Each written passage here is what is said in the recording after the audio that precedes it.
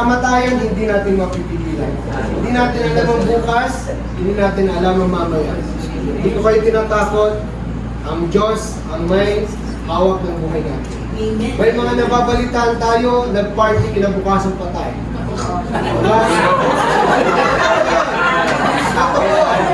Sinaniwala mo kayo na mahal kayo ng Diyos. Amen. Dahil kung hindi tayo mahal ng Diyos, hindi po tayo ngayon nabubuhay hanggang ngayon. Sino nakakalam sa John 3:16? For God so loved the world. Sino nakakalam? Tsaka lang. Sabi ng John 3:16, for God so loved the world that He gave His only begotten Son, that whosoever believes in Him shall not perish but have everlasting life. Naririnig natin siguro yung verse na yun pero hindi natin memorize, tama? Naririnig natin pero hindi natin alam kung ano ibig sabihin. Yung for God so loved, yung love na yun, hindi po pangkaraniwang pag-ibig. Meron po kasi iba't ibang klase ng pag-ibig, agape. Yun po yung pag-ibig na ibinigay sa atin, pinadama sa atin ng Diyos. Kaya niya ibinigay ang kanyang buktong na anak. Kaya nga, for God so loved, mahal tayo. Kahit sino ka pa man, kahit anong klase ng status ng buhay mo, tayo po'y mahal ng Diyos. Tama po ba? Siya po nagbigay sa atin ng buhay, ng hininga. Siya po nagbigay sa atin ng lakas, ng lahat na meron tayo, siya po nagbigay sa atin. Anong sitwasyon, status ng buhay mo sa kasalukuyan, mahal ka ng Diyos. Hindi ka nire-reject, ano man ang kasalanan mo, ano man ang katatayuan mo, hindi ka pinokondem ng Diyos. Dahil sabi ni doon, for God so loved the world. Ano yung world? Yung mundo na pinagagalawan natin. Yung tayo, mga tao nilikha niya. For God so loved the world that He gave His only begotten Son. Si Jesus lamang binigay niya para kasagutan ng ating kaligtasan. Ang sabi din, whosoever. Ano ibig sabihin ng whosoever? Ang sino man daw, whosoever believes, ang sino mang nananalig sa Kanya, and believes in Him, shall not perish. So merong kondisyon, whosoever. Ang sino man nananalig sa Kanya at lalapit sa Kanya, believes in Him, shall not perish, hindi mapahamak, kundi bibigyan niya ng buhay na wala. Yun ang mabuting balita. Na lahat po ay iniimbitahan ng Diyos na lumapit sa Kanyang anak para magkaroon ng buhay na walang hanggan. Amen? Lahat po inaanyayahan ng Diyos na lumapit sa Kanyang buktong na anak si Jesus para magkaroon ng tamang relationship sa Kanya. Amen? Alam po natin, lahat tayo ay makasalanan. Ako, kayo, tayong lahat, walang perfecto. Wala pong perfecto. Lahat po tayo nagkasala. Sabi ng salita ng Diyos, for all have sinned and fall short for the glory of God. Sapagkat lahat kayo nagkasala at walang nakaabot sa pamantayan ng Diyos. Anong pamantayan ng Diyos? May pamantayan ng tao, may pamantayan ng Diyos. Lahat po yan, hindi po tayo nakaabot. Anong ginagawa ng tao para makaabot sa Diyos? Marami pong nagpapakabait, nagbibigay, lahat po yan.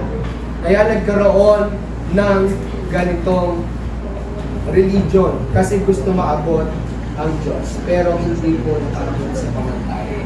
Ni isa sa atin, wala makapasok sa kalangitan kung walang relationship kay Lord Jesus.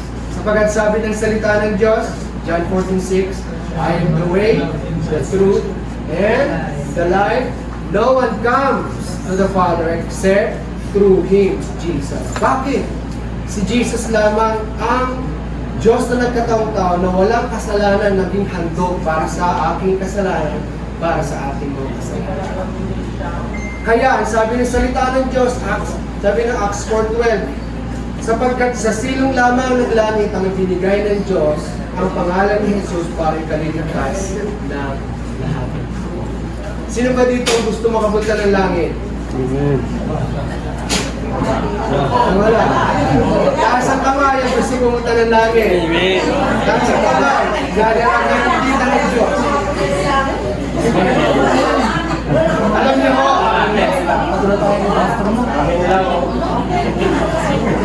Kahit hindi kayo magtaas, dalawa lang ang patutunguhan natin sa mundong ito. Dalawa lang, kahit hindi kayo magtaas, alam ng Diyos ang puso niyo. Ang sinasabi ko katotohanan.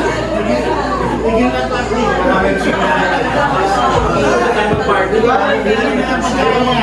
Tama? Hindi ko sinasabi na tigil ang party, pero sinasabi ko, ito po yung paalala sa bawat isa sa atin. Pahalagahan natin ang buhay. Ang buhay isa lang. Tama? Ang buhay ay regalo ng Diyos. Pinapahalagahan ng Diyos, binighatay ng Diyos, binigyan tayo ng hininga. At pinahiram lang natin sa Diyos. Pinahiram natin sa Diyos ang buhay. So dapat pahalagahan natin. Minsan lang tayo nabuhay sa mundo ito. Kaya, karapatan po natin magsaya, pero sinasabi ko, nung tinanong ko, sino gustong pumunta ng langit, may hindi ng taas, may hindi taas. Ang Diyos ang nakatalang base. Mauna na yung iba, mauna na. Ngayon po, ang sinasabi ko po, pahalagahan mo ang buhay mga ito. Tonight is the day of your salvation. Ngayong gabing ito, hindi po aksidente kung bakit kami inimbitahan ni Ate Joy. Gusto kong ipaalam sa inyo na mahal kayo ng Diyos. At gusto niya kayong bumalik sa ating Panginoon Kristo, manubalik ang relationship natin sa ating Panginoon sapagkat nalayo tayo sa Diyos dahil sa ating kasalanan. Yun po yung mabuting balita. Kaya nga sabi ng Panginoon, lumapit kayo lahat sa akin, kayong napapagalan, kayong mga nahihirapan, kayong mga nalayo. Lumapit kayo sa akin, at kayo'y aking bibigyan ng buhay na wala. At ang yung regalo na yun, buhay na walang hanggan, at kailanman yan hindi mapipili ng salapi ng trabaho, kagandahan, kagwapuhan, parirmo, whatever, hindi mo mabibili ang regalo ng kaligtasan. Yun po ay libreng kaloob sa sino mang handang tumanggap sa Kanya. Ang sabi ng salita ng Diyos, by His grace ay kayo ay naligtas. Hindi dahil sa inyong mga gawa, hindi dahil sa inyong mabubuting gawa, hindi dahil ikaw ay mabait, hindi dahil ikaw ay mayaman, kundi sabi niya, through faith in Christ Jesus by grace. Kaya wala dapat po tayo ipagmayaman. Dahil sabi ko kanina, ang buhay ay isa lang. Kaya sa gabing ito, ino-offer ng Diyos ang buhay na walang hanggan sa bawat isa sa atin. Hindi po pinipilit ang buhay na walang hanggan regalo. Sapagkat sabi ng Diyos, it is a free gift. Ang sino mang tumanggap nito ay magkakaroon ng buhay na walang hanggan. At ang assurance noon, kapag tinanggap mo si Jesus, bibigay ka niyang buhay na walang hanggan, babaguhin ang puso mo, babaguhin ang buhay mo. Aalisin ka doon sa kadiliman. Aalisin ka doon sa slaves ng kasalanan. Lahat po tayo siguro, sabi ko kanina, lahat po tayo makasalanan. Nais po natin mabago ang buhay natin pero hindi natin kayanin dahil tayo po'y magkasala. Only Jesus can transform and can change our mind, our hearts, and our life. Salamat. Walang iba. Amen po ba? Amen. Kaya nga, sabi ko sa inyo, Lord Jesus, hindi tayo kinokondem. Mahal tayo, anumang sitwasyon mo, anong katauhan mo, anong problema mo, anong status ng buhay mo. God loves you so much.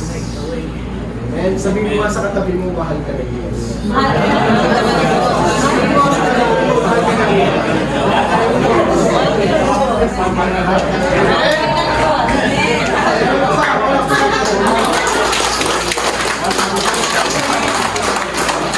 Yan po yung mabuting balita ngayon.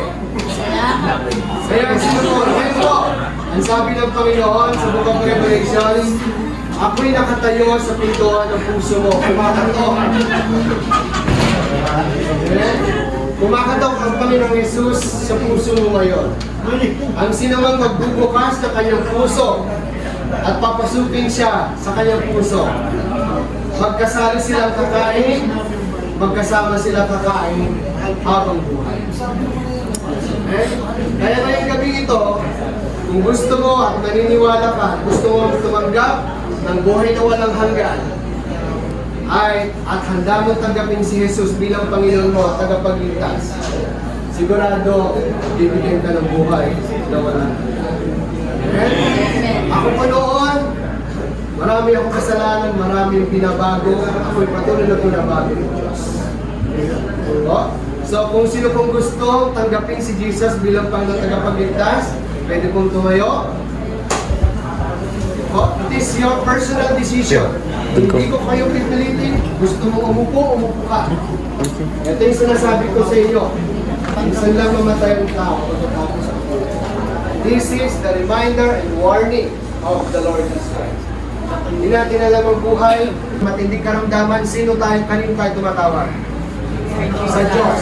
Tinatawag mo bang doktor? Tinatawag mo bang kaibigan mo? Halos mamamatay ka na, sino tinatawag mo? Ang Diyos. Pero sa kasarapan, sino tinatawag mo? Kaibigan.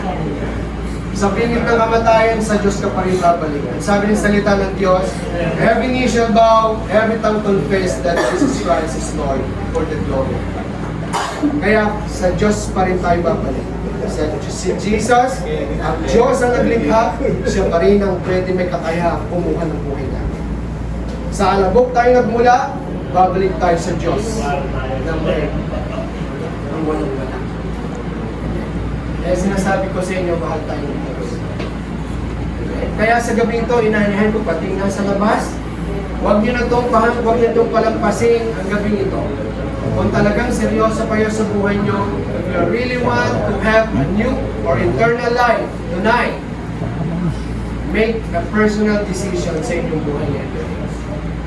Magpipray ako sa inyo, pasusunurin ko kayo sa pananalangin, hindi pa ito pagtanggap ng relihiyon. Hindi nyo ako tatanggapin. Hindi nyo tatanggapin kung anong dinadala kong church. Ang tanggapin nyo, si Jesus na nagkatawang tao namatay sa krus, namatay ni muling nabuhay sa ikatlong araw, na siya nagligtas sa inyo, siya nagpatawad sa kasalanan po natin, naglinis sa ating kasalanan, at may kakaya magbigay sa inyo ng buhay mo. Amen? So tayo po, itaas po natin ang ating mga kamay, sumunod po tayo sa panalangin po ito. Sabihin mo, bukas mo yung bibig mo, by confession and repentance. Ito po kasi ang pagsisisi. Sabi ng Panginoon, repent, for the kingdom of God is at hand. Ang repentance kasi hindi lamang ito parang nalungkot ka lang sa kasalanan mo. Repentance means is the total change of your mind and your desires. Yun po yung total repentance. Kaya sa pagtaas mo ng kamay mo, decision mo ito. It is between you and God sa gabi. And habang nakataas ang kamay mo, ipigit mo yung mata at sabihin mo, Panginoong Jesus, narito po ako. Nagpapakumbaba sa iyong harapan. Panginoong Jesus, nananalig po ako na ikaw ay Diyos, na ipinako sa krus, namatay, nililibing, at muling nabuhay sa ikatlong araw. Panginoong Jesus, sa gabing ito, isinusuko ko sa iyo ang aking buhay. Humihingi ako ng tawad sa lahat ng aking kasalanan, sa pagkakata, hanggang sa oras mong ito. Panginoong Jesus, tinatanggap kita bilang aking Diyos at sariling tagapagligtas ng aking buhay. Panginoong Jesus, isulat mo aking pangalan sa aklat ng buhay dyan sa kalangitan. Ngayong Panginoon, ibigay mo sa akin ang pangako mo ng banal na Espiritu na siyang aking gabay habang narito ako sa mundo ito. Salamat, Panginoon, ang aking dalangin. Amen. Ano naman ang dalangin? Dakilang Diyos, maraming salamat sa gabi ito. Salamat sa pagkakataong ginagawa mo ang aming pagkakang sa lugar ito. Salamat sa napakaraming kaluluwa ng buhay gabi. Lord, pinagkakatiwala ko sa iyo kung mga pinagkakatiwala ko sa iyo mga buhay ng nila, O Diyos. Lord, hindi ko alam ang kanilang kalagayan, but one thing for sure, narinig mo ang kanilang binigkas ngayong gabi. And I pray, O God, na lang sa gabing ito, bibigyan mo sila ng panibagong buhay, baguhin mo ang kanilang kaisipan at puso, O Diyos. At balang araw, Panginoon, hallelujah, makakasama po namin sila magpunod sa iyo. Bagamat hindi kami magkakilala, O Diyos, Ikaw ang higit na nakakaalam, makakilala sa kanilang pag-ibig. Kaya Lord, pinagkakatiwala ko sa iyong mga kamay, pinagkakatiwala ang kanilang mga buhay, O Diyos. Lord, patuloy na gabayan mo sila sa pamamagitan ng kapangyarihan ng banal mong Espiritu, at patuloy na samahan mo, pagpalain mo ang kanilang mga pamilya, ang kanilang mga trabaho, O Diyos, at higit sa lahat ang kanilang kalusugan, Panginoon. Katulad ko, O Diyos, ng iyong pangako, Panginoon. Hallelujah. Anong sino mang nasa iyong mga kamay, walang sino mang makapag-snatch. No one can snatch them out from your hand, O God. But patuloy na ingatan mo sila, balutan mo sila ng iyong ganang dugo sa pangalan ni Jesus.